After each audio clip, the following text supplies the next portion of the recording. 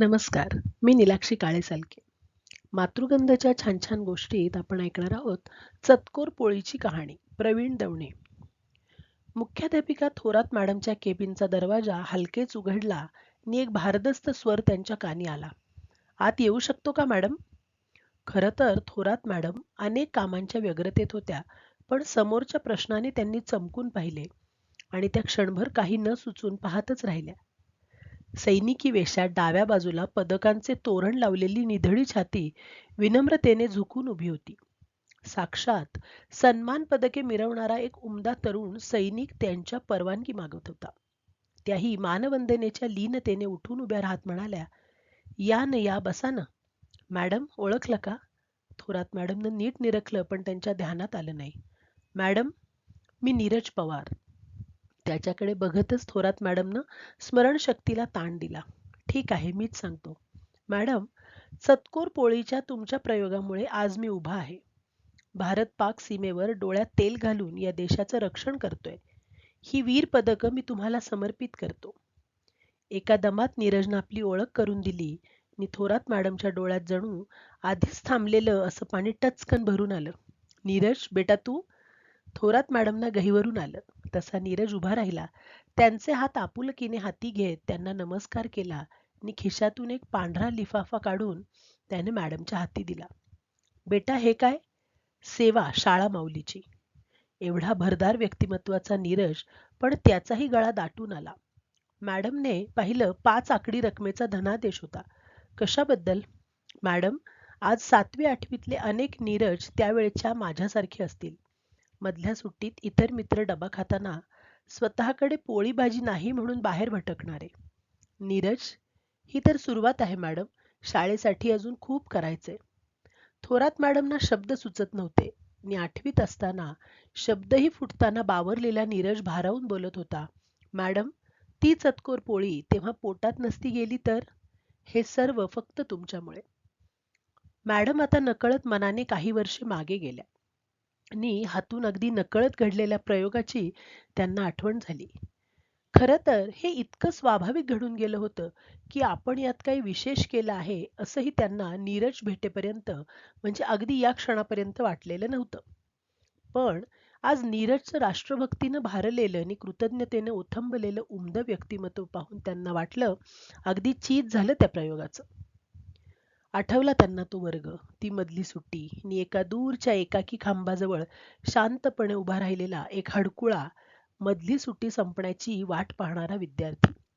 अर्थात या गोष्टीचं थोरात मॅडमचं लक्ष वेधण्यास तसं काहीच कारण नव्हतं. मधली सुट्टी ही मुलांना मोकळेपणाने त्यांच्या मनाप्रमाणे पण शिस्त पाळून वागण्याची सुट्टी असते. काही मुलं बागडतात, काही गप्पांचा घोळका जमवतात, पण अनेक जण मधल्या सुट्टीत जेवणाचा डबा खाण्यात दंग असतात. तसाच हा कुणी असेल, एका खांबाला टेकून स्वतःतच रमलेला. पण लागोपाठ 3-4 दिवस त्यांना तो मधल्या सुट्टीत तिथेच दिसला. तेव्हा मात्र त्यांना वाटलं, इतका गंभीर, एकटा, ना मित्र बरोबर, ना कुणी मैत्रीण, काहीतरी वेगळं कारण असणार. थोरात मॅडम त्याच्या जवळ गेल्या. पाठीवरून मायेनं हात फिरवला. तो थोडा गडबडलाच. "सॉरी मॅडम, जातो वर्गात." "बाळ, मी रागवायला आले नाही रे. असा एकटा उभा का? डबा वगैरे खाऊन झालाय का?" "नाही, भूक नाही." "सकाळी 7ला शाळेत येतोस. आता 10 वाजतील. भूक कशी नाही? चल ऑफिसात चल." "मॅडम, कशाला?" थोरात मॅडमने त्याला आपल्या केबिनमध्ये आणले. स्वतःची पर्स उघडली आणि आतून डबा काढला. "पोळी भाजी घे, प्लीज." "कोण आहे?" "ऐकायचं." एका बशीत चांगल्या 1.5-2 पोळ्या आणि भाजी दिली.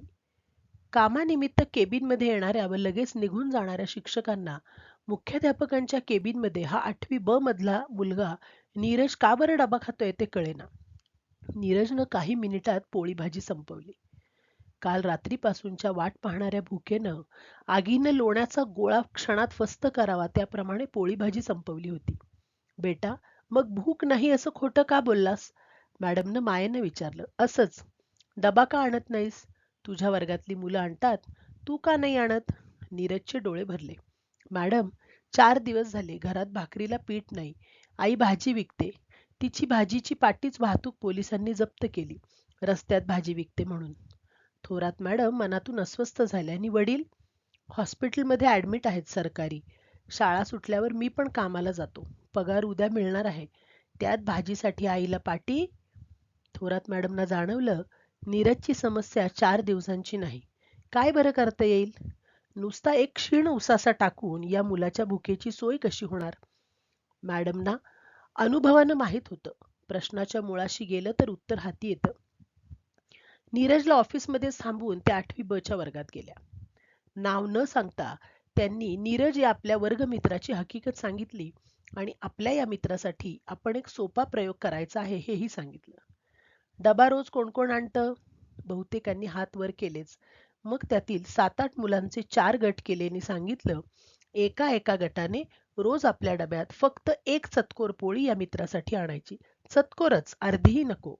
8 जणांची चतकोर एकत्र केली की 2 पोळ्या होतील. भाजी तर थोडी थोडी देणं अवघड नाही. काय तयार ना? हो. अतिशय आनंदानं मुलं तयार झाली. थोरात मॅडमना खात्रीच होती, मुलांच्या मनात दुसऱ्याला आपल्या परीने मदत करायची भावना असतेच. ती फक्त ममतेने जागी करावी लागते. ही गोष्ट अनुभवाने त्यांना कळली होती.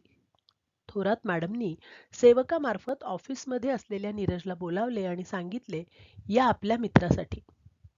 नीरजला संकोचल्यासारखे झालेच, पण भुकेची साधही होतीच. पुढे जमेल तेव्हा हाही डबा आणू लागला. अडचण आली की इतक्या मित्रांचे हात मदतीला होतेच. वर्ष भराभरा जातात शाळेच्या वयाची. परिस्थितीचं पिलूही पंख फुटून प्रगतीची भरारी घेतं.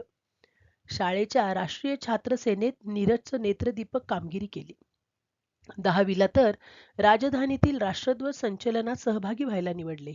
आणि आता तर मॅडम निघू? थोरात मॅडमची स्मरणसाखळी वर्तमानावर घरंगळली. मॅडम, केव्हाही साथ द्या. नीरज या शाळेला, आपल्याला आणि कुठल्याही शिक्षकाला विसरलेला नाही. मॅडमनी सेवकाकरवी निरोप पाठवला. स्टाफ रूम मध्ये आपल्या शाळेचाही आणि भारत मातेचाही सुपुत्र येत आहे. त्या स्वतः नीरजला स्टाफ रूम मध्ये घेऊन गेल्या. शिक्षकांना त्यांनी अभिमानाने ओळख करून दिली. नीरजने तर सर्वांनाच ओळखले होते. नीरज म्हणाला, प्लीज 1 मिनिट थांबा. आणि खाडकन बुटानं सावधानचा पवित्रा घेत त्याने सर्व अध्यापकांना सॅल्यूट करीत मानवंदना दिली. साऱ्याच अध्यापकांचा ऊर अभिमानाने भरून आला. नीरजच्या येण्याचे प्रयोजन सांगून हातातील धनादेशही त्यांनी दाखवला आणि शेवटी गहिवरल्या आणि अभिमानाच्या स्वरात त्या म्हणाल्या, यंदाचा आपल्या प्रजासत्ताक दिनाचा सन्माननीय पाहुणा ठरला कॅप्टन नीरज. टाळ्यांचा गजर झाला. मग पुढला सगळाच दिवस शिक्षकांच्या मनात जनात एकच चेहरा, एकच नाव गुंजत राहिले, नीरज नीरज. माझ्या वर्गात होता हा तो, जो तो एकमेकांना सांगू लागला. धन्यवाद.